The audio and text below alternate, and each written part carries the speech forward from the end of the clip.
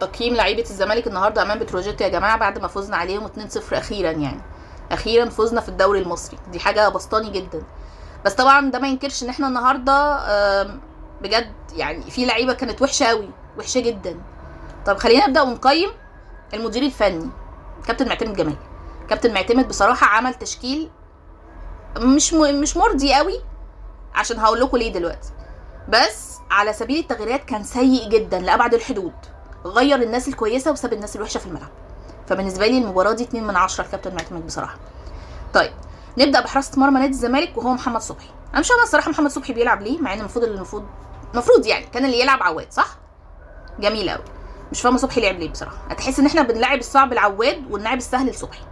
اوكي، فما جالوش حاجه النهارده تقريبا، ممكن نديله 3 مثلا 4. طيب النهارده الظهير الايمن بتاع نادي الزمالك كان محمد ابراهيم، وبصراحه انا مبسوطه منه قوي. يعني مش عارفه اقول لك ايه، بس انا بجد فخوره جدا ان احنا طلعنا ناشئ كويس. انا مبسوطه. طبعا انا زعلانه عليه انه اتصاب النهارده، بس بجد هايل المباراه بتاعت النهارده يا محمد ابراهيم. يعني مش عارفه اقول لك ايه، لولا الاصابه انا كنت هديك درجه عاليه قوي يعني، بس انت ما كملتش المباراه، فممكن نديلك يا سيدي 8. تمام. طيب عندك يا سيدي النهارده ثنائي قلب الدفاع كان الونش وحسام عبد المجيد. الونش النهارده كان كويس وكذا كوره طلعها وكان مركز بصراحه عن المباراه اللي فاتت، ممكن نديله 8. حسام عبد المجيد النهارده غلط كام غلطه كده وبس حط ضربه الجزاء.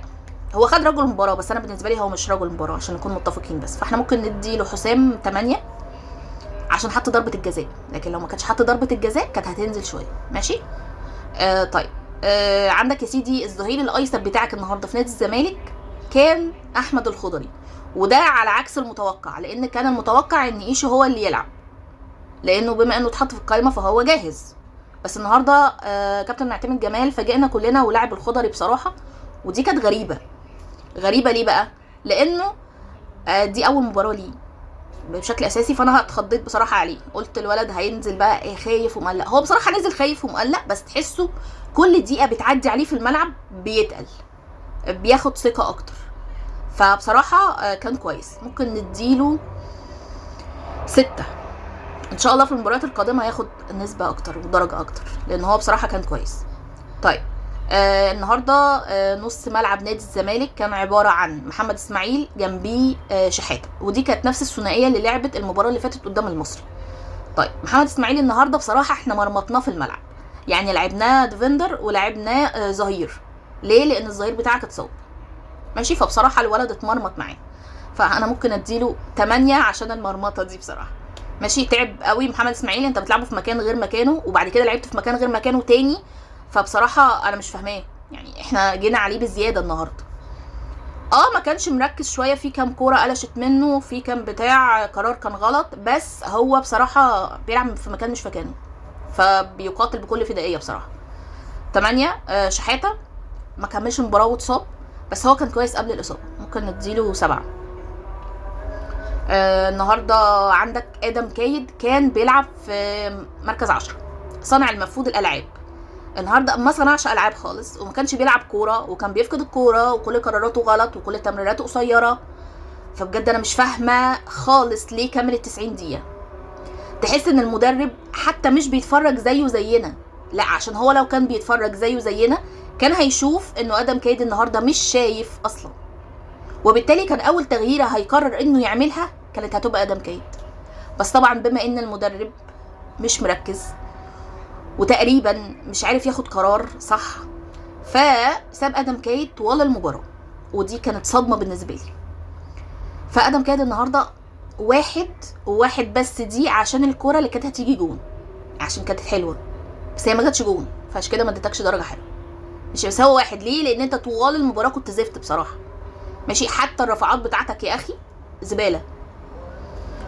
طيب النهارده كان بيلعب بقى ثلاثي الهجوم بتاعك مين؟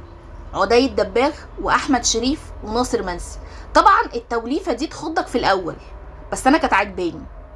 ماشي.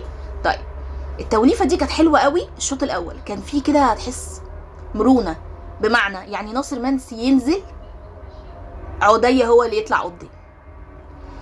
احمد شريف مثلا ينزل، فاهم، ناصر منسي يطلع قدام. تحس كده ان هما مش عارفه اشرحها لكم ازاي، بس هو مثلث بيكمل بعضه ماشي. فبجد النهارده كانوا عاجبني.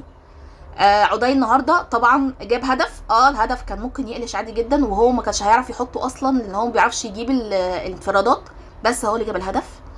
مش بس كده، هو كمان تسبب في ضربه الجزاء، تمام، وبالتالي هو بالنسبه لي يستحق رجل المباراه، تمام. فممكن نديله 9/10، 9.5/10 ماشي، عشان ما اظلموش يعني. طيب ناصر منسي عمل اسيست يا جماعه، والله العظيم ما واخد حقه يعني، بجد الاسيست ده لازم يدرس. حد اتفرج على الاسيست؟ انتوا شفتوا الجون اكيد، بس حد شاف الاسيست بتمعن كده؟ الاسيست تحفه يا جماعه، تحفه. خصوصا ان ناصر منسي اصلا بيلعب دايما في البوكس بتاع منطقه ال 18.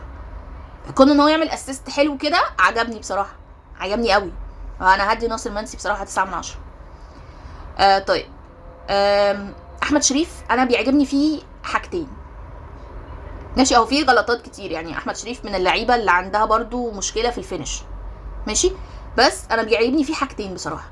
اولا بينزل يدافع مع زمايله بكل جديه، يعني هو هتلاقيه بيجري في كل الملعب، كل الملعب حرفيا، على عكس شيكو بانزا هنتكلم عليه دلوقتي. احمد شريف لا، بينزل يدافع وبيغطي مع زمايله، والدفاع بتاعه بيثمر يعني، بيجيب نتيجه.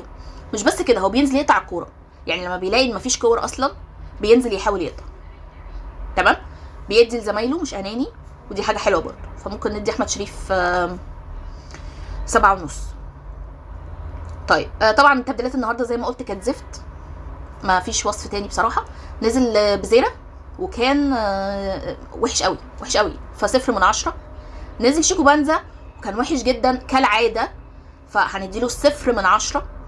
طيب مين كمان تاني نزل سيف الجزيري، والحقيقه انه لم يقدم اي مردود منتظر من اي مهاجم يعني، حتى في اي نادي في الدوري المصري، مش في نادي الزمالك، فممكن نديله هو كمان 0.